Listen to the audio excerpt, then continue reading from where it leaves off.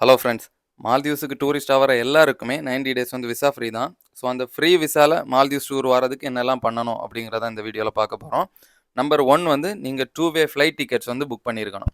Number 2 நீங்க மால்தீவ்ஸ்ல எத்தனை நாள் ஸ்டே பண்ண போறீங்களோ, அத்தனை நாளுக்கான ஒரிஜினல் ஹோட்டல் புக்கிங் வந்து வச்சிருக்கணும். நம்பர் 3 நீங்க செலவுக்கு கையில கொஞ்சம் காசு வச்சிருக்கணும். ஸோ, அது இந்தியன் கரன்சியா இருக்கலாம், இல்ல யுஎஸ் டாலரா கூட இருக்கலாம். யுஎஸ் டாலரா இருந்துச்சுன்னா, உங்க மால்தீவ்ஸ்ல வந்து உங்களுக்கு நல்ல எக்ஸ்சேஞ்ச் ரேட் வந்து கிடைக்கும். ஸோ, நம்பர் 4 வந்து நீங்க வாரதுக்கு ஒரு 72 ஹவர்ஸ் முன்னாடி மால்தீவ்ஸோட இமிகிரேஷன் பேஜில் போயிட்டு ட்ராவலர் டிக்ளரேஷன் ஃபார்ம் அப்படின்னு ஒன்று இருக்குது. ஸோ, அந்த ஃபார்மை நீங்கள் ஆன்லைன்லேயே ஃபில் பண்ணி சப்மிட் பண்ணிட்டீங்கன்னா ஒரு QR கோடு வரும்.